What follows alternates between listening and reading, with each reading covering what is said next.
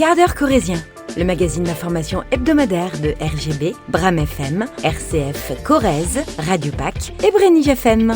Réalisé et présenté par Olivier Sérac. Bonjour tout le monde et bienvenue dans ce nouveau numéro du quart d'heure corrézien, un quart d'heure particulier parce que c'est le 4e et dernier numéro consacré à Georgette, cette corrézienne de combat au pluriel que je vous fais découvrir depuis maintenant un mois. Vous pouvez d'ailleurs retrouver tous les épisodes sur les sites internet de nos radios mais aussi sur les plateformes d'écoute. Et pour ce 4e et dernier volet avec Georgette, je vous propose de comprendre combien son engagement contre les violences conjugales, officiellement depuis 16 ans, et bien comment cet engagement tourne à l'épuisement. Le quart d'heure corrézien avec Georgette Chastanet, c'est parti.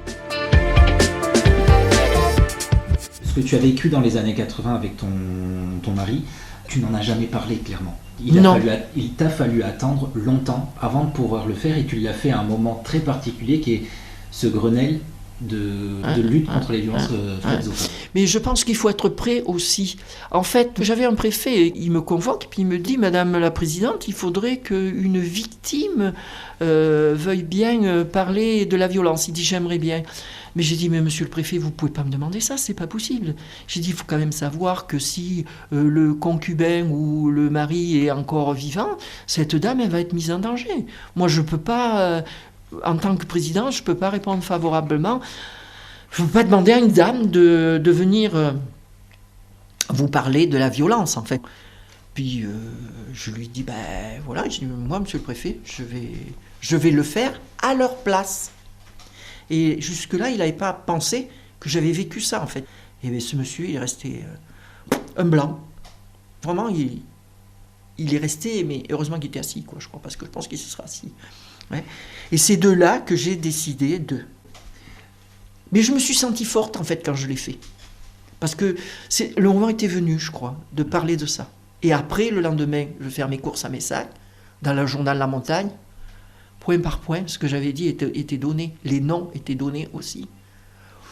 Là, c'était chaud, par contre. Là, c'était chaud. Je n'avais pas compris que j'aurais un retour comme ça. Et les gens qui me voyaient, ils me disaient « Ouais, c'est bien ce que vous faites, bravo. » Mais...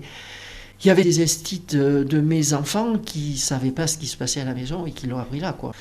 Et c'est ce jour-là que j'ai compris que la honte avait changé de camp.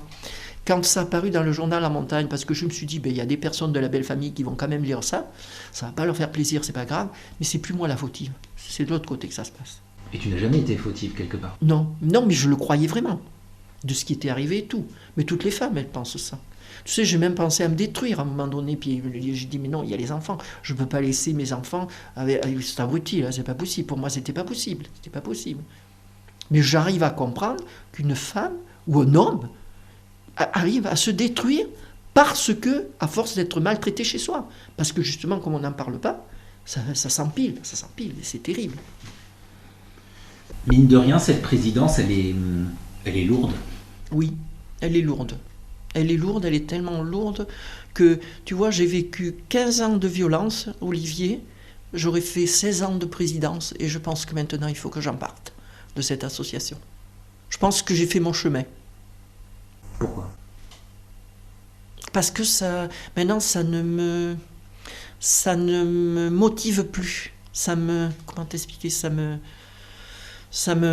peine maintenant, ça me pèse d'aller, ça me motive plus. Je pense que mon combat, je l'ai mené. Je pense que ça sera à quelqu'un d'autre de le mener maintenant à ma place. Enfin, à ma place, non, pas à ma place, mais quelqu'un d'autre qui poursuit, en fait, finalement. Parce que c'est épuisant comme rôle. Oui, c'est épuisant comme rôle. J'ai eu affaire à des personnes, j'ai eu des salariés formidables, des bénévoles pareils. Il y a eu toujours une équipe derrière moi, conseil d'administration, aucun problème. En fait, il faut être un peu le moteur dans ça mais je ne pouvais être le moteur que parce que je l'avais vécu, moi, personnellement. Oui, d'autres personnes verront peut-être les choses autrement, mais moi, non. L'épuisement, c'est quoi? C'est le poids administratif des choses Il y a le poids administratif, oui. Et il y a la représentation. Si tu n'aimes pas faire de la représentation, c'est un peu embêtant. Moi, ça a été mon cas pendant longtemps. Alors les journalistes savaient que je n'aimais pas les photos. ceux qui faisaient la télé savaient que j'aimais pas la caméra. Enfin bon, ça m'a quand même... Ouais, mais bon, après tout, là, maintenant, je me suis dit... À un moment donné, je me suis dit qu'il fallait quand même que je le fasse. Malgré moi. Mais c'est pas ça que j'adore le plus, en fait, finalement. C'est pas ça, le travail. Je préfère le travail de l'ombre, qui se voit pas, et voilà, ça, c'est moi, ça. Mais je comprends, mais c'est important, évidemment, de porter la parole, Oui. de dire ce qui se passe dans l'association, Tout à fait. pourquoi elle bosse, pourquoi... Voilà. Mais sur le point administratif, c'est que c'est... Clairement, en fait, c'est une association qui vit de subventions. Oui. Ces subventions, il faut continuellement les redemander tous les ans. Il faut continuellement monter des dossiers. Il n'y a pas de subvention pérenne. C'est usant. On rencontre des préfets qui restent, ou des secrétaires généraux, ou des directrices de cabinet qui restent 24 mois, et après, une fois qu'ils ont compris, ils partent. C'est un peu compliqué, parce que chaque fois qu'il y a un nouveau préfet, chaque fois qu'il y a une nouvelle directrice de cabinet, chaque fois qu'il y a un nouveau secrétaire général, il faut aller les rencontrer, leur expliquer ce qu'on fait. C'est draguer. Oui, un peu, ça. Je ne sais pas si je drague beaucoup. Non, mais draguer dans le sens où on veut montrer une belle image de soi, de son association, ne nous oubliez pas, quoi. Oui, mais comme je le disais dans mon mot là, le 23 novembre, j'espère que les enveloppes d'État ne vont pas recevoir des cures d'amaigrissement. C'est ça ma grande inquiétude. Ouais, c'est ça. Sauf que, on est dans une situation budgétaire qui est voilà. terrible. On en est là, quoi. On se dit, qu'est-ce qui va se passer, quoi. M'a fait à savoir quand même que je suis responsable de 5 familles. J'ai quand même 5 salariés. Et ça, je m'en sens très responsable de ça, du travail de mes salariés, de pouvoir payer leur salaire, de pouvoir... ça me préoccupe. Et mine de rien, il y a des victimes aussi qui sont derrière. Oui, et il y a, comme je disais à la présidente de l'Assemblée nationale, si on est obligé un jour, faute de moyens, de fermer cette association, qu'est-ce qu'on fait des 540 femmes qu'on a reçues, quoi ? Et des enfants, parce qu'il y a quand même des enfants derrière. Et des hommes, parce qu'on a reçu 18 hommes aussi. Si jamais il n'y a pas de budget, qu'est-ce qui se passe ? On ferme, il n'y a pas d'autre solution. On ferme et... Qu'est-ce qu'on en fait auprès de ces personnes, vous me dites, vous ? On les laisse se débrouiller tout seuls ? Je sais pas. Je n'ai pas de réponse... de réponse à ça, moi. C'est aussi le fait de ne pas avoir de réponse. Et à savoir que cette association, quand même, ça fait 35 ans qu'elle existe et qu'il n'y ait pas plus de reconnaissance, ça me dérange un peu aussi. Parce qu'on a quand même un engagement vis-à-vis des procureurs de la République, puisqu'on est quand même titulaire du téléphone grave danger. Et on est titulaire des bracelets anti-rapprochement. Donc c'est quelqu'un de notre association qui accompagne les dossiers des procureurs pour leur dire oui, cette personne, pour qu'ils puissent prendre une décision. C'est eux qui font les comptes rendus, c'est eux qui font les entretiens. Ce sont les procureurs qui nous demandent de faire ce travail-là. Donc quand on voit que le ministère de la Justice nous donne... une subvention pour un mi-temps de juriste, c'est quand même un peu dommage, quoi. Aujourd'hui, on était arrivé à 100 téléphones grave danger.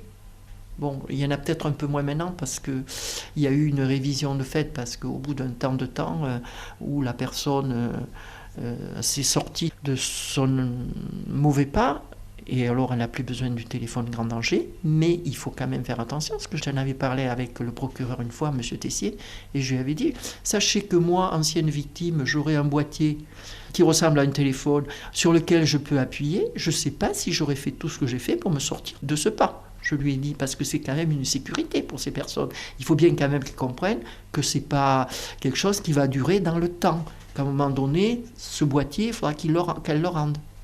Voilà. Donc là, j'avais des collègues qui se sont mis dessus pour voir sur les 100, quels sont ceux qui peuvent déjà être rendus. Comment on peut accompagner ? Parce que derrière le téléphone en danger, quand il est donné par les procureurs, il y a quand même un accompagnement. Nos collègues sont derrière, en fait, finalement. Donc tout ça, ça donne du temps. Il faut rappeler la personne, lui demander comment ça va, qu'est-ce qui se passe. Suivre. Il y a un suivi derrière qui peut durer jusqu'à 6 mois, renouvelable. Après, il faut quand même que la personne se prenne en charge. Et que dans ces 6 mois, elle ait le temps de pouvoir se confronter à ses problèmes personnels. Et voilà. Donc là, il y a un suivi derrière, on les aide à trouver du travail pour celles qui n'en ont pas. Il faut qu'elles se relogent, il faut qu'elles s'occupent de leurs enfants, les scolariser quand il y en a. Souvent, il y a des enfants, et souvent en bas âge. Tous ces éléments-là, mis bout à bout, font que tu arrives à une forme d'épuisement, toi. Moi, en fait, quand je suis partie de la mairie, je me souviens avoir dit aux journalistes que j'étais usée. Et là, j'ai une forme d'usure aussi, là, maintenant. Parce que demander toujours la même chose, rencontrer les gens, voir que ça bouge pas, moi je suis un personnage où il faut que ça bouge, il ne faut pas que ça dorme, c'est pas possible pour moi. Quand j'arrive à avoir des gens qui comprennent, qui font des efforts, parce que les enveloppes, c'est pas eux qui les octroient, sinon ça serait trop facile, en fait, finalement. Mais, franchement... J'ai trouvé des gens compréhensifs qui m'ont dit on va mettre 1 000 € de plus cette année. Mais j'ai dit mettez 1 000 € de plus, mais n'enlevez pas 5 000 l'année prochaine. Voilà. J'ai trouvé un président du conseil départemental qui m'a beaucoup aidé là-dessus. Pourtant, mais là c'est pareil, on se craint pas tous les deux. Je lui dis méfie-toi, il me dit oui je sais. Mine de rien, si tu regardes ces 16 années, il y a beaucoup de choses qui ont évolué quand même. Oui, il y a la gendarmerie qui est formée. Les policiers et les gendarmes sont formés pour pouvoir recevoir ces personnes-là, et c'est déjà beaucoup. Parce que moi, quand j'ai voulu aller porter plainte à Messac, on m'a dit une gifle de temps en temps, ça n'avait pas de mal. Je suis reparti. Quand tu as des trucs comme ça, tu repars. Et puis c'est fini, après tu ne parles plus.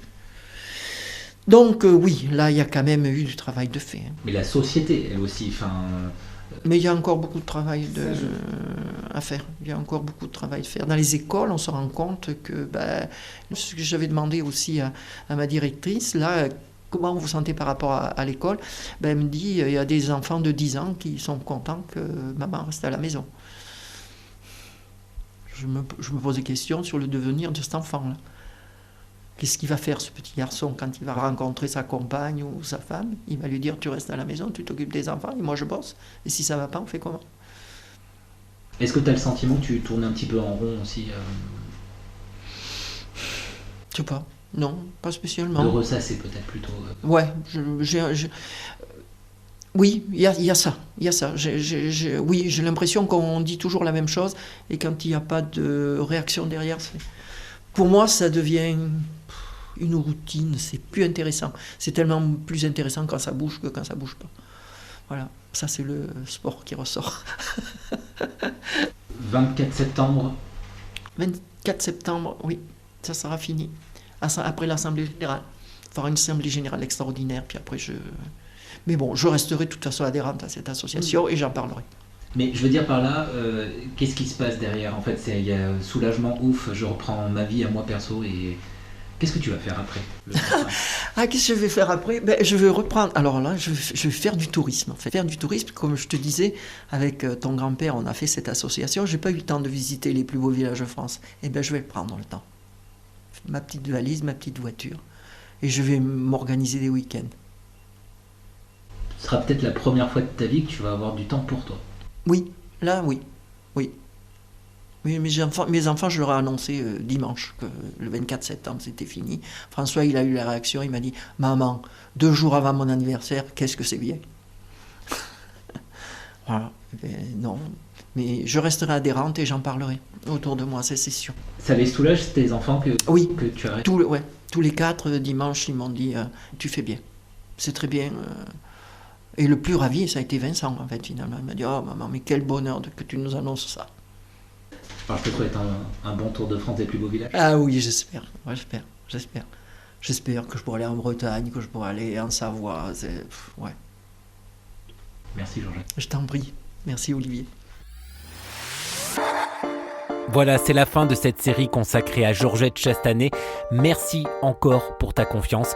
Je rappelle juste 2 choses. Le 3919, c'est le numéro d'urgence à appeler si vous êtes victime ou témoin de violences conjugales. C'est un numéro gratuit, disponible 24 heures sur 24, 7 jours sur 7. Autre moyen aussi pour signaler une situation de danger. Ouvrez la main et refermez vos doigts au-dessus de votre pouce. C'est un moyen pour tenter d'appeler à l'aide dans une pharmacie, une boulangerie ou n'importe où encore. Je vous retrouve maintenant dans une semaine. Je serai aux côtés d'un Corrézien, un agriculteur, installé lui sur le plateau de Millevaches. Mais en attendant, je vous souhaite de passer d'excellents moments en Corrèze ou ailleurs. Retrouvez le quart d'heure corrézien en réécoute sur nos sites internet, mais aussi sur les plateformes d'écoute Spotify, Deezer et Apple Podcasts.